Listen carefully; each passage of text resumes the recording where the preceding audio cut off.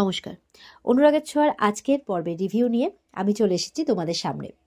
তো আজকের পর্বে দেখা যাচ্ছে শুরুতেই অভ্র নিজের ঘরে বসে আছে আর পরমা সামনে দিয়ে পায়চারি করছে। অভ্র বলছে কি হয়েছে বলবে, কি কি বলতে চাইছো তুমি? বলছে দাঁড়াও, যাদের ডেকেছি তারা আগে আসুক। দেখা যাচ্ছে আদিত্য আর সুদীপার পিসি আসে। বলে আপনারা? বলে হ্যাঁ, আমাদেরকে পরমাই ডেকেছে। পরমা বলছে যে সুদীপাকে ঠিক করার আমার কাছে একটা প্ল্যান আছে, আর সুদীপার সামনে এটা আলোচনা করা যাবে না। বলে আদিত্য বলছে সুদীপাকে বলা যাবে না? বলে না, শোনো, সুদীপাকে শক দিতে হবে। ডাক্তার কি বলেছে শুনলে না? তো একটা শক দিতে হবে, এমন শক যেটা পেয়ে ও দ্রুত সুস্থ হয়ে যায়। আর ওর সব থেকে কাছের মানুষকে নিয়েই এই শকটা দিতে হবে, আর তার কাছের মানুষ হচ্ছে আদিত্য। তো শুনে সবাই একটু অবাক হচ্ছে। এবার পরমা কি করে, তার প্ল্যানটা পুরোটা তাদেরকে বলে। বলার পর বলছে বলো। আদিত্য বলছে এটা করতে হবে? পরমা বলছে হ্যাঁ, করতেই হবে। এরপর পরমা হাত বাড়িয়ে দেয়, বলো আমার সাথে কে কে আছো। তো এবার কিন্তু অভ্র, সুদীপার পিসি, শেষে সুদীপা সবাই মিলে হাত মেলায়। ঠিক আছে, তারা প্ল্যানটা করতে রাজি। তো সেই কথা অনুযায়ী আদিত্য বেরিয়ে পড়ে পরের দিন সকালে সুদীপাকে নিয়ে ডাক্তারের কাছে। গাড়ি নিয়ে যাচ্ছে। গাড়ি নিয়ে যেতে যেতে হঠাৎ করে দেখে তাদের গাড়ির সামনে একটা গাড়ি এসে দাঁড়ায়। তো আদিত্য বলছে কি ব্যাপার, আমাদের গাড়িটাকে এরকমভাবে ব্লক করে দাঁড়ালো কেন? আচ্ছা তোমরা বসো, আমি দেখছি বাইরে বেরিয়ে। যেই বাইরে বেরিয়েছে অমনি সেই গাড়ির থেকে কিছু মুখোশ পরা আর কালো পোশাক পরা গুন্ডারা বেরিয়ে আদিত্যকে ঘিরে নিয়েছে। এটা দেখে পিসি খুব ভয় পেয়ে যায়। সুদীপা তো দেখতেই পাচ্ছে। তো পিসি বলছে এসব কি হচ্ছে, এরা সব কোত্থেকে এলো?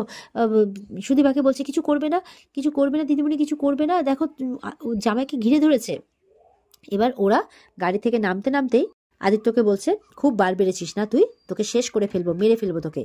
এই বলে তিনজন ছিল ওরা, গুন্ডারা, একদম লাঠি দিয়ে আদিত্যকে সমানে মেরেই যাচ্ছে, মেরেই যাচ্ছে, মেরেই যাচ্ছে। এটা দেখে তো সুদীপা স্থির থাকতে পারছে না, হাত পা নাড়ানাড়ি করছে যেন বেরিয়ে এক্ষুনি গুন্ডাগুলোকে মারবে, এরকম একটা ব্যাপার। পিসি বলছে দিদিমণিকেও মেরে ফেললো, জামাইটাকে মেরে ফেললো, কিছু করো, কিছু করো, তুমি কিছু করবে না, তুমি কিছু করবে না। দেখা যাচ্ছে সুদীপা কিন্তু খুব চেষ্টা করছে, খুব চেষ্টা করছে, বা হাতটাকে উঠিয়েছে, খুব চেষ্টা করছে গাড়ি থেকে বেরোনোর। এবার ওইদিকে গুন্ডাগুলো কিন্তু রিভলভার বের করে ফেলেছে, বের করে উপরে মানে ফলস ফায়ার করছে। সেটা দেখে সুদীপা আরও ভয় পেয়ে যায়। আর এদিকে আদিত্যর মানে সুদীপার পিসিও বলছে দিদিমণি মেরে ফেললো, মেরে ফেললো, কিছু করবে না। দেখা যাচ্ছে যখন আবারও আদিত্যকে মারতে যাচ্ছে তখন সুদীপা বেরিয়ে চলে আসে। তো এটা দেখে আদিত্য তো খুশি হয়ে যায়। সুদীপা বেরিয়ে চলে আসে, আর যখন আদিত্যকে আবারও লাঠি দিয়ে মারতে যাবে, সুদীপা তখন সেই লাঠি দিয়ে প্রত্যেকটাকে পিটাতে থাকে। এমন পিটাচ্ছে, ওরা বলছে মরে গেলাম গো, মরে গেলাম গো, মরে গেলাম গো, কারণ ওরা আর কেউ নয়, ওরা হচ্ছে পরমা, অভ্র আর অভি, তিনটে মিলে এসছে। এবার তো সুদীপার হাতের মার খেয়ে তাদেরই অবস্থা খারাপ। এবার তো অভ্র কোনোভাবে তার হাতে লাঠিটা কেড়ে নিয়েছে। এবার সামনে পেয়েছে ইট। সুদীপা বলে দাঁড়া তবে রে, এই বলে ইটটা তুলে মেরেছে অভ্রের মাথায়, এমন করে অভ্র একদম বসে পড়েছে মাটিতে। বাবা গো মেরে ফেললো গো, মেরে ফেললো গো, এরমভাবে করে যাচ্ছে। ওদিকে আদিত্য তো সুদীপাকে দেখে খুব খুশি, সুদীপার দিকে তাকিয়ে আছে আর হাসছে। আর সুদীপা বলছে আপনি ঠিক আছেন তো, মানে আদিত্যর দিকে তাকিয়ে আছে। দেখা যাচ্ছে ইতিমধ্যেই ওদিক দিয়ে আরেকটা গাড়ি আসছে সত্যি সত্যি আদিত্যকে মারতে। সেই গাড়িতে কে আছে? সেই গাড়িতে আছে রুডি। তো সুদীপা সেটা ফলো করেছে। তখন সুদীপা মিস্টার চৌধুরী বলে দৌড়ে যায়, আদিত্যকে কাছে টেনে নেয়। গাড়ি ওদিক দিয়ে বেরিয়ে যায়। সামনে তো রুডি অবাক, মারতে পারলো না, পিছন ফিরে দেখছে যে তাকে মারা গেল না। এবার সুদীপ আর আদিত্য তো দুজন দুজনকে দেখেই যাচ্ছে, কারণ সুদীপা আদিত্যকে কাছে টেনে নিয়েছে, গাড়ির হাত থেকে বাঁচিয়েছে। এদিকে অভ্র মরে গেলাম গো, বাবা গো, মা গো সমানে করে যাচ্ছে। তখন তো তার গলা পেয়ে সুদীপার একটু চেনা চেনা বলে মনে হয়েছে। তখন বলছে কে? তখন মুখোশটা খুলেছে অভ্র। বলছে কি দাদা তুমি? তখন আস্তে আস্তে করে কিন্তু সবাই মুখোশটা খুলেছে, দেখছে পরমা, অভি এরা আছে। বলে তোমরা তোমরা কি করছো এসব, আমি তো কিচ্ছু বুঝতে পারছি না।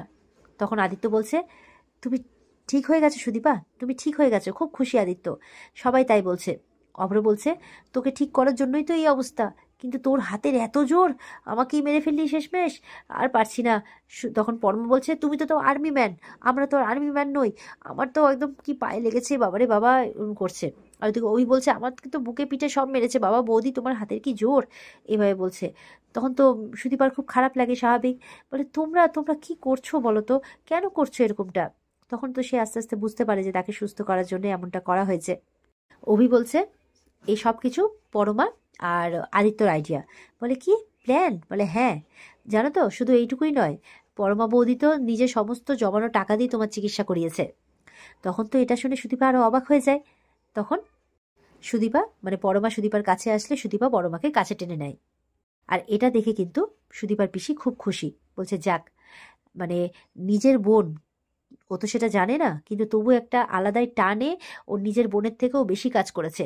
না, এবার সময় এসছে, আমাকে সত্যিটা জানাতেই হবে যে ওরা দুই বোন। আমি এবার নিশ্চিন্ত, আমার আর কোনো চিন্তা নেই ওদেরকে নিয়ে। এদিকে অবরও দেখছি ওরা নিজেরা নিজেরা মিলন উৎসবে ব্যস্ত।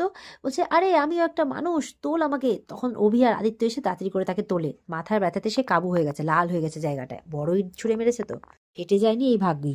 অভ্র বলছে, সবই তো মিল হয়ে গেল, মাঝখান থেকে আমিই শেষ। তখন সুদীপা কান ধরে বলছে, সরি দাদা, আমি বুঝতে পারিনি। আদিত্য বলছে, হ্যাঁ সত্যি, সবকিছু যে এইভাবে মিটে যাবে আমি ভাবতেই পারিনি, আর এই সব ক্রেডিট হচ্ছে বৌদির। বলছে, আমরা সবাই মিলে প্ল্যানটাকে এক্সিকিউট করেছি ঠিকই, কিন্তু এই আইডিয়াটা বৌদিরই। সুদীপাকে বলছে অভ্র, এই তুই আর আমি না রক্তের ভাই বোন, দেখেছিস, তোর জন্য আমি প্রাণও দিয়ে দিতে পারি। তো সবাই তো হাসছে, আর ওদিক থেকে রুডির তো খুব রাগ হচ্ছে। রুডি বলছে, সইবে না সইবে না, এত সুখ সইবে না, দীপা সেনগুপ্তরই সয়নি, তোমাদেরও সইবে না। এই বলে গাড়ি নিয়ে বেরিয়ে যায়। এদিকে বড় মা আর আদিত্যর মা খুব চিন্তায় পড়েছে। বড় মা চিৎকার চেঁচামেচি শুরু করে দিয়েছে, কি ব্যাপার, কোথায় গেল, হ্যাঁ, এদের কোনো আক্কেল জ্ঞান আছে? আমরা বাড়িতে বড়রা আছি কি নেই, আমি আছি কি নেই, কেউ কাউকে মানছে না, যখন খুশি তখন বেরিয়ে যাচ্ছে। হ্যাঁ, মেয়েটা হাঁটতে চলতে পারে না, কথা বলতে পারে না, কোথায় বেরিয়ে গেল, কোথায় বেরিয়ে গেল? হ্যাঁ, কোনো খোঁজ খবর পাচ্ছি না। কিছুক্ষণের মধ্যে দেখা যাচ্ছে সুদীপার পিসি ঢুকেছে। এই, কোথায় গেছিলেন, কোথায় গেছিলেন? হ্যাঁ, সুদীপাকে দেখে রাখার দায়িত্ব আপনার না? তখন বলছেন, আমি তো এই বাড়ির কাজের লোক। বলে, কি কাজের লোক? আপনি তো সুদীপার পিসি, সুদীপা তো পিসি পিসি করে বেড়ায় খুব। তখন বলছে যে, না, আপনারা তো কাজের লোকই মনে করেন। তখন বলছে, কাজের লোক? হ্যাঁ। আদিত্যর মা বলছে যে, আমরা তো আপনাকে কখনোই এরকমটা ভাবিনি। তখন বলছে, না, তবুও তো আমি কাজের লোক। বলে, বড় মা তখন বলছে, এই আপনি চুপ করুন তো, একটা কথা বলবেন না, আপনি চুপ করুন। বড় মাকে দেখে কিন্তু আদিত্যর মানে সুদীপার পিসি আর কি খুব হাসছে। ওরা অবাক হচ্ছে, কি ব্যাপার। এদিকে আদিত্য ঢুকেছে, অভ্র ঢুকেছে। অভ্র মাথার মধ্যে বরফ ধরে আছে আর কি, ব্যথা। তাদেরকে এই অবস্থায় দেখে বলছে, কি ব্যাপার তোরা বলতো, তোদের কি হয়েছেটা কি? হ্যাঁ, ওই মেয়েটাকে নিয়ে তোরা চলে গেলি মানে? আমি কিছু বুঝতে পারছি না, কি হচ্ছে বাড়ির মধ্যে, আমি কোনো কথা কিন্তু শুনবো না। বড়মা বলছে, সুদীপা কোথায়, কোথায় সুদীপা? চিৎকার করছে, সমানে চিৎকার করছে। আদিত্য বলছে, বড়মা আমার কথাটা শুনে। বলে, না, আমি কোনো কথা শুনবো না, কারোর কোনো কথা শুনবো না আমি। হ্যাঁ, মেয়েটা শরীরটা ভালো না, আর তোরা নিয়ে চলে গেছিস মানে? তখন অভিও ঢুকেছে। তখন অভ্র বলছে, শরীর ভালো না বলছো, হাত পা চলে না? যেই হাত পা ছুটলো আজকে, তাতে তো আমার এই অবস্থা হয়ে গেল। বলে, মানে? অবাক হয়ে গেছে আদিত্যর মা আর বড় মা দুজনেই। বলে, হ্যাঁ, যা হাতের জোর, এই দেখো আমার কি অবস্থা করেছে। দেখছে মাথা ফুলে গেছে আর লাল হয়ে আছে। দেখে তো অবাক, ওরা কি সুদীপা করেছে? তখন পরমা সুদীপাকে নিয়ে আসছে। হ্যাঁ, এই যে আসামিকে নিয়ে এসছি আমি। তখন ওরা তো সুদীপাকে দেখে অবাক, একদম উপর থেকে নিচ দেখছে। সুদীপা হেঁটে এলো। এবার সুদীপা বলছে, দেখো না, আমাকে কিন্তু শুধু শুধু আসামি বলে দাগি করা হচ্ছে। তখন তো আবারও বড় মার, আদিত্যর মা মানে অবাক হয়ে গেছে। আদিত্যর মা বলছে, সুদীপা কথা বলছে। তখন বলছে, ও ও তো হেঁটে এলো। বড় মা বলছে, ও তো হেঁটে এলো, হাত পা সব চলছে। তখন অভ্র বলছে, হ্যাঁ, শুধু চলছে না, বরঞ্চ জোর আরো বেড়ে গেছে, যেই খাওয়া খেয়েছি আমরা। তো বলছে, মানে আমি কিচ্ছু বুঝতে পারছি না কি হচ্ছে, আমি আজকে খুব খুশি, খুব খুশি, কিন্তু এসব কি করে হলো, কি করে হলো এইসব? আরে যে মেয়েটা মানে কথার পৃষ্ঠে কথা বেরোয়, যে মেয়েটার মুখ দিয়ে, সেই মেয়েটা সারাক্ষণ হুইল চেয়ারে করে ঘুরে বেড়াচ্ছে, মানে কাঁদতে কাঁদতে কেঁদে ফেলেছে এবার। সেই মেয়েটা এরকমভাবে হুইল চেয়ারে ঘুরে বেড়াচ্ছে, আমার আর ভাল লাগছিল না। কি হয়েছে, কি করে হলো? তখন অভি কিন্তু সবটা বলে। আর অভির কথা শুনে ওরা অবাক। বাবা, তোরা পারিসও বটে, তোদের মাথাতে আইডিয়াও আসে। হ্যাঁ, অভ্র এবার বলছে যে, মা, ও কথা বললে তো ঝগড়া বেঁধে যাবে। বলে, না, ঝগড়া বাঁধবে বাঁধুক, তাও যাতে ও কথা বলে, ও যা মন চায়, যা ইচ্ছে হয় ও বলবে। আর ভেবে দেখলে কিন্তু ও কোনোদিনও কোনো অযৌক্তিক কথা বলেনি। বড় মা কাঁদতে কাঁদতে বলছে। এখন বড় মাকেই উল্টে আদিত্যর মা সামলাচ্ছে। এবার বড় মায়ের মুখে একটু হাসি ফুটেছে আর বলছে, যাক, মানে সব ভালো যার শেষ ভালো, মানে শেষ ভালো যার সব ভালো তার। পরমা এবার মনে মনে বলছে, না, সবকিছু এখনো শেষ হয়ে যায়নি, আমাকে তাড়াতাড়ি এই কথাগুলো সুদীপাকে জানাতে হবে। এখনও সুস্থ হয়ে গেছে, আর সেই রহস্য বের করতেই হবে, যে কেন সুদীপা দীপা সেনগুপ্তর মতো দেখতে, আর কেনই বা দীপা সেনগুপ্তর হাতের কাজ আমার মধ্যে এলো। আমার বাড়িতে সুদীপার গলার মতো একই লকেট কিভাবে? সুদীপা না হয় অনাথ আশ্রমে বড় হয়ে, মানে অনাথ আশ্রম থেকে পাওয়া। সুদীপার না হয় ফ্যামিলি হতেই পারে সেনগুপ্ত পরিবার, কিন্তু আমার বাড়িতে একই রকম দেখতে লকেট আর ওর নামের কাছাকাছি নাম কেন? আমাকে এটা খুঁজে বের করতেই হবে। এবার অভ্র এসছে পরমার কাছে। কি হয়েছে? বলে, না না, কিছু না। শোনো না, আমার না সুদীপার সাথে খুব জরুরি কথা আছে, আমি বলে আসি। বলে, না, এখন না। বলে, শোনো না, খুব জরুরি কথা। বলে, না, এখন সবাই একসঙ্গে আছে, আর আমিও তো তোমাকে ছাড়তে পারবো না, তোমারও এখন আমার কাছ থেকে কোথাও যাওয়া যাবে না। তখন তো অভ্র আর মানে অভ্র বলছে যে, বুঝতে পারছো না আমি কেন বলছি এটা? তখন পরমা অভ্রের দিকে তাকিয়ে আছে, অভ্র পরমার দিকে তাকিয়ে আছে, মানে তাদের ভালোবাসার শুরু। আর ওদিকে আদিত্য আর সুদীপা দুজন দুজনের দিকে তাকাচ্ছে। এবার বড়মা সবাইকে ডেকে বলছে, শোনো, এই যে তোমাদের সবার মুখে হাসি ফুটেছে না, এই যে তোমরা ভালো আছো, এটা আমি দেখার জন্য সত্যি এইটা দেখার জন্য কবে থেকে অপেক্ষা করেছিলাম। আজকে আমি খুব খুশি, মানে কাঁদতে কাঁদতে বলছে আজকে আমি এতটাই খুশি যে আমি খুশিতে হয়তো আমার কথাগুলো গুছিয়ে বলতে পারছি না।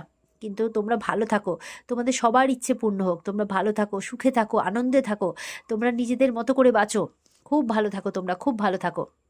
অভি বলছে, মা তুমি কথাগুলো গুছিয়ে বলতে পারছো না ঠিকই, কিন্তু যেই কথাগুলো বলছো তাতে আমাদের চোখে জল চলে আসছে। বলছে, ধাত পাজি। বলে, না মা, আনন্দের জল এটা।